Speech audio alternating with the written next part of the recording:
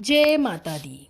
श्री महाभागवत महापुराण में भगवान श्री कृष्ण की महिमा का वर्णन किया गया है और देवी भागवत महापुराण में जगत जननी सर्वव्यापी सर्वशक्तिमान देवी जी की आराधना, गुण शक्ति के दर्शन, प्रकृति के निर्माण, उसका संचालन और संहार के लिए तीनों देवों को अपनी इच्छा शक्ति से उत्पन्न करने की संपूर्ण व्याख्या की गई है।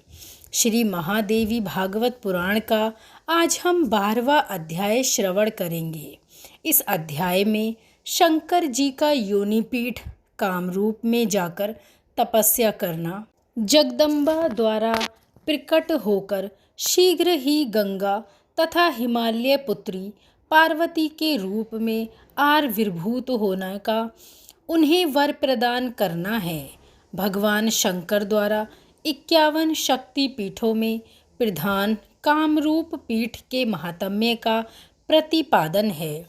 श्री महादेव जी बोले, तब नारद जी ने विष्णु भगवान के पास जाकर घटित घटनाओं और देवादिदेव के सारे व्यवहार का यथावत वर्णन किया।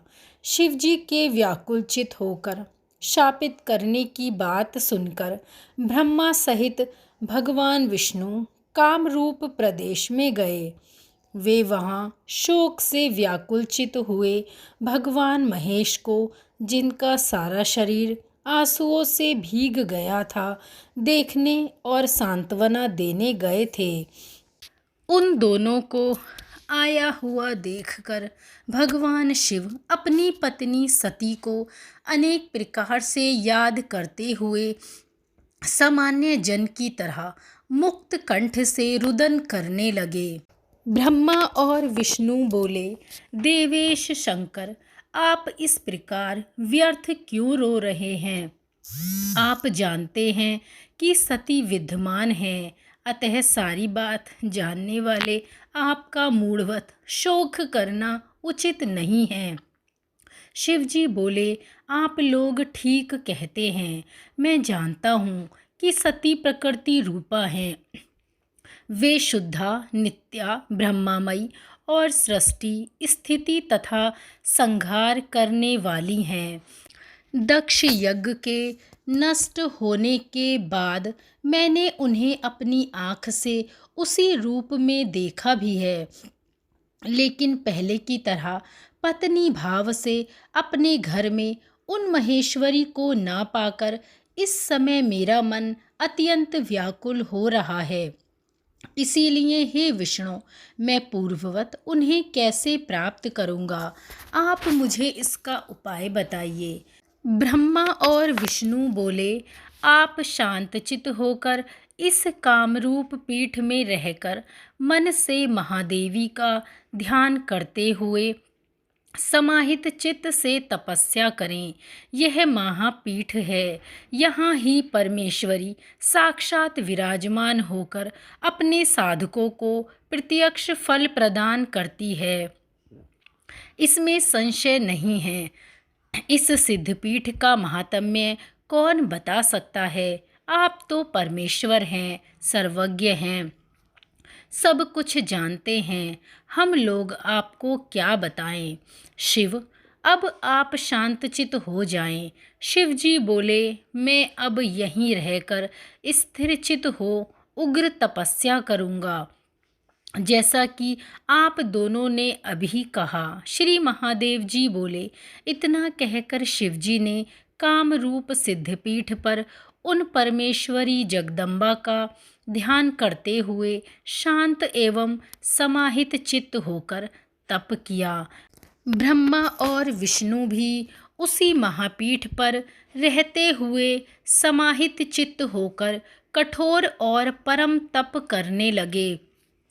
बहुत समय बीतने पर जगदम्बा प्रसन्न हुईं और उन जगत माता ने त्रिलोक्य मोहिनी रूप में उन्हें प्रत्यक्ष दर्शन दिए। महादेवी ने पूछा, आपकी क्या अभिलाषा है? बताएं। शिवजी बोले, परमेश्वरी, जिस प्रकार आप पहले मेरी गृहिणी बनकर रहती थीं, वैसे ही कृपया पूर्वक पुनः रहें।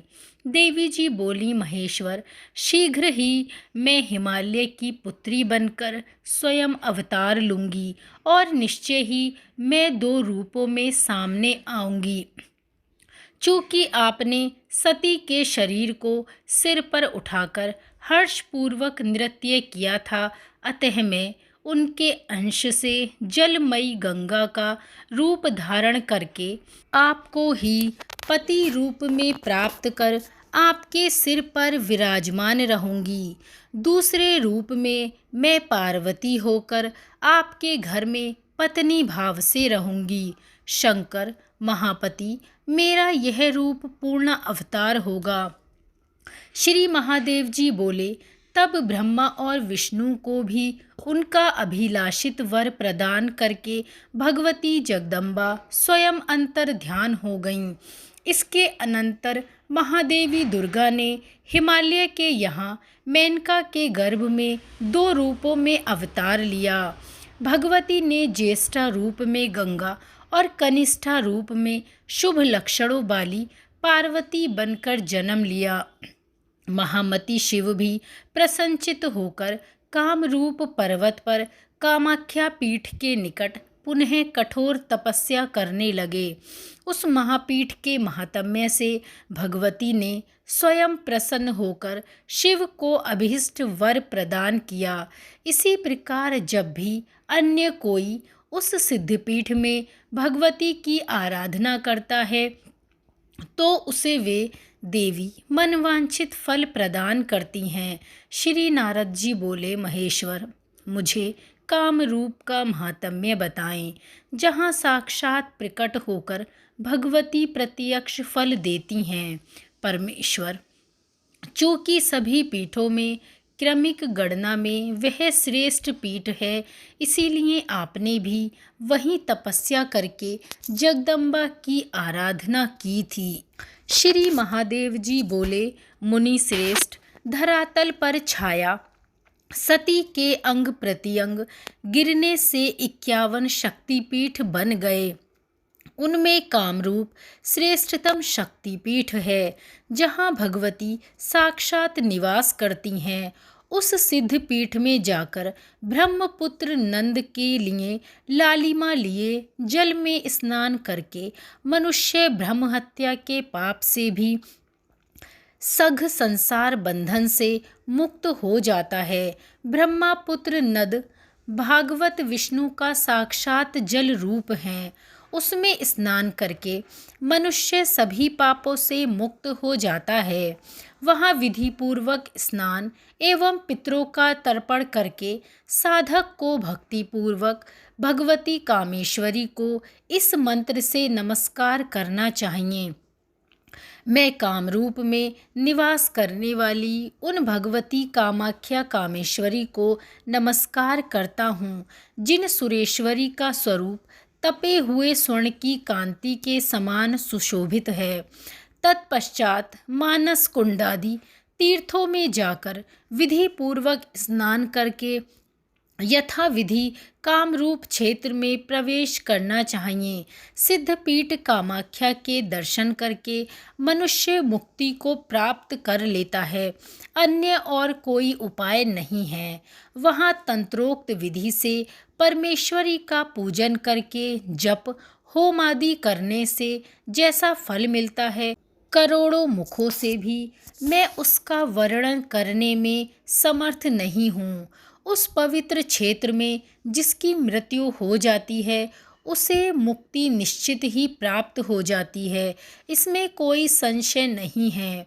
महामुने, अधिक क्या कहूँ, मनुष्य की तो बात छोड़िए, देवता भी उस पुण्य क्षेत्र में मृत्यु की कामना करते हैं।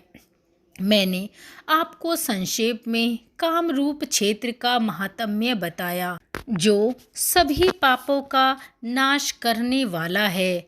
उस पवित्र क्षेत्र में महादेवी की स्तुति करके भगवान शिव तपस्या करने लगे। सती ने हिमवान के घर में 2 रूपों में जन्म लिया। इस प्रकार जिन परा प्रकृति भगवती ने दक्ष के घर में जन्म लिया था, उन्होंने परम प्रकृति स्थापित करके लोक रक्षण के लिए भगवान महेश्वर को पुनः प्राप्त करने हेतु मेनका के गर्भ में प्रवेश किया। महापातकों का नाश करने वाली जगदम्बा के इस चरित्र का जो परम भक्ति पूर्वक श्रवण करता है वह शिवत्व को प्राप्त करता है। सभी देवता, मनुष्य, गंधर्व, यक्ष, राक्षस और चरण आदि उस पुण्यात्मा मनुष्य के इसी जन्म में आज्ञा के वशवर्ती हो जाते हैं, इसमें संदेह नहीं। इस पुण्य चरित्र का श्रवण करने वाले मनुष्य की आज्ञा का उल्लंघन करने में कहीं कोई समर्थ नहीं होता। उसके दुर्गम और अति दुष्कर कार्य भी क्षण मात्र में ही सिद्ध हो जाते हैं। इस पुण्य चरित्र के श्रवण से जन्म जन्मार्जित पाप नष्ट हो गए हैं, शत्रुओं का नाश होता है और वंश वृद्धि होती है। महामते, सत्य तो यह है कि जिन्होंने संसार में जन्म लेकर इस पुण्य चरित्र का श्रवण नहीं किया, उनका इस मृत्यु लोक में जन्म लेना ही व्यर्थ है। संसार रूपी रोग से परमौषध रूप देवी के इस पवित्र आख्यान को सुनकर महान पातकी मनुष्य भी जीवन मुक्त हो जाता है। इस प्रकार श्री महाभागवत महापुराण के अंतर्गत श्री महादेव नारद संवाद में काम रूपादि महात्म्य वर्णन नामक 12वां अध्याय पूर्ण हुआ। बोलिए माँ भगवती की जय। श्रीमद् देवी भागवत पुराण की जय।